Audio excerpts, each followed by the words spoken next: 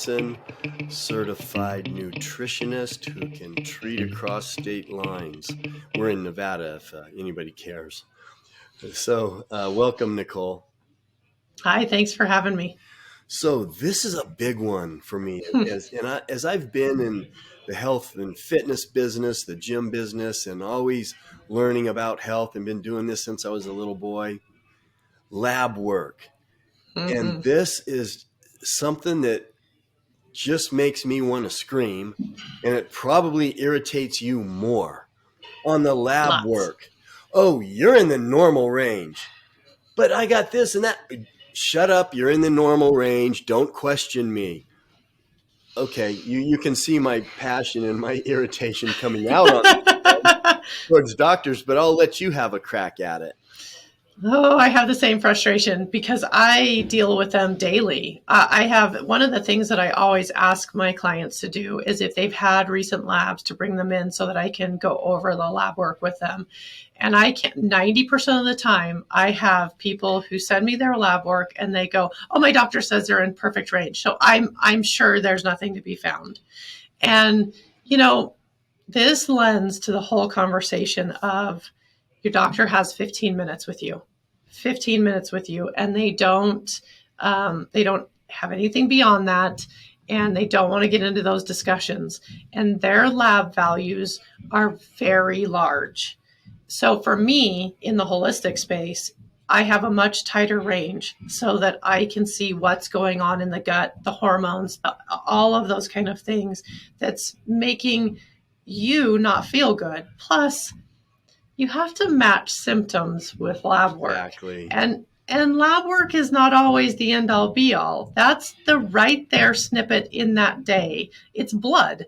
It's what's happening in your blood right at that moment. So say you have symptoms that are going on for months, especially hormones, you guys, that can fluctuate all over the place and you can change from 1 minute to the next.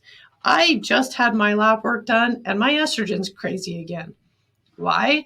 There's something else going on. And so I'll take a deep dive into my lab work, but I know what I'm looking for. So, you guys, I can't tell you years and years I came out of my doctor's office with lab work and I was like, I'm normal, but I feel like crap. Yeah, again, I have to say something that I appreciate about you, especially like with my wife. And you did an evaluation of her blood work, and then you wrote recommendations.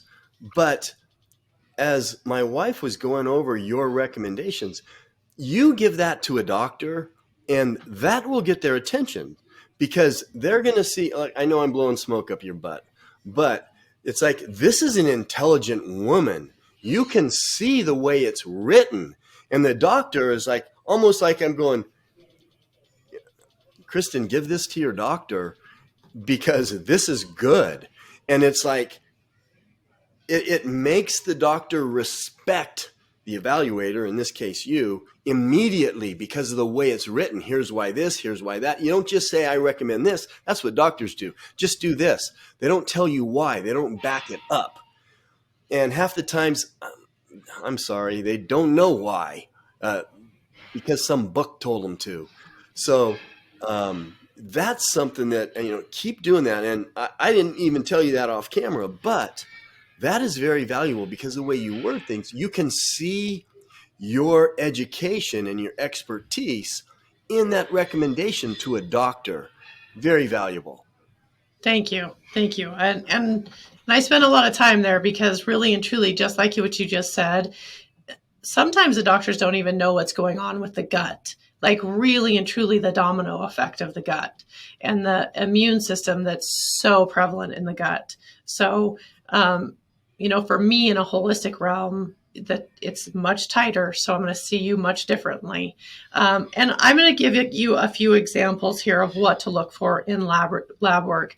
Of course, this is not all of what I look at, but this is just a little snippet that you guys should be really looking at. I, for the longest time, had no clue of what MCV meant, MCH, MCHC. I was like, that's gibberish to me. but it's so important. This means those few, along with RDW, are the average size of a red blood cell. It's the oxygen going through the blood cell. It's the how if you have a larger size versus a smaller size, how that's traveling through the bloodstream. It can mean that you're anemic. It can mean you're dehydrated. A high, any of those MCV, MCH, MCHC, or RDW, if they're all showing in the higher range of my lab ranges. So I'm going to tell you your MCV between 82 and 89.9. That's not a huge realm. I'm a lot tighter. I get you before you're sick. They get you diseased. MCH is 28 to 31.9. If you are above that, you may have anemia. If you have MCHC 32 to 35, above that, you may have anemia. Your RDW, you don't want that above 13. That's the carrying the oxygen through the blood. I have a lot of people who come to me and they're like, I get so winded at the minorest things. And I feel this weird tingling when I'm exercising and that kind of stuff. That could mean I need to take a look at that so that you're really getting enough oxygen through the bloodstream. Here's a big one for me that just makes my head explode with doctors. Your WBC count, which is your white blood count. If it is between 5 and 7.5, that's great. But anything above 7.5, a high response could mean you're in an acute bacteria phase, or a low response could mean you're in a chronic stage of bacteria in the gut. Steve, you and I have talked about this a lot. If you've got bacteria in the gut, so many more other hormones are not getting their peak time and utilization throughout the body. So that's something to really look at. And that bacteria has to be killed, and that bacteria needs to be repopulated the proper way. So a lot of the times I see people with SIBO, which is small intestinal bacteria overgrowth. Doctors will kill that with an antibiotic, but they never repopulate the gut. So now that means you have a 90% chance of getting that bacteria back.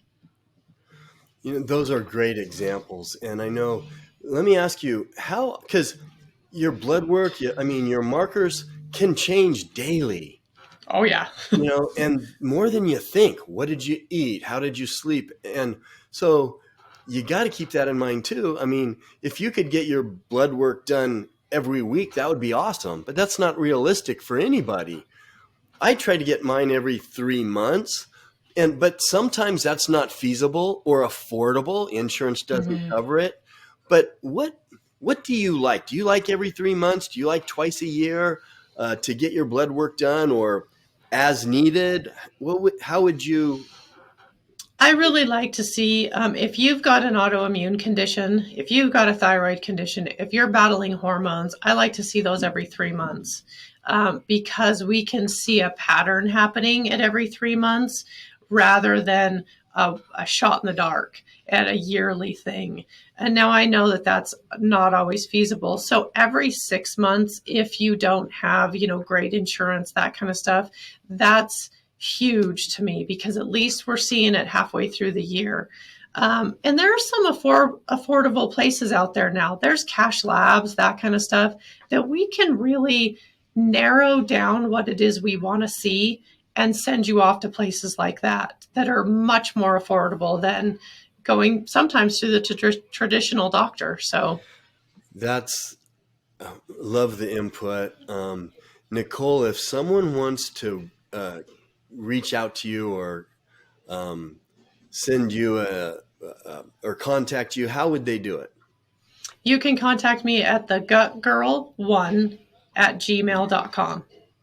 Yeah. Okay. So you guys got that, but you can also leave comments in the comment section, ask questions, and this is our passion. So, we'll address those things and try to get to every comment or thought or whatever you guys put in the comment section. Trash us if you want. I mean, I'm the one that gets. We got thick skin. I'm the one that mostly gets trashed with her and trying to show a technique for an exercise or something. But that's how you get a hold of her. Leave comments. Nicole, thanks for being with us again. Thanks so much for having me.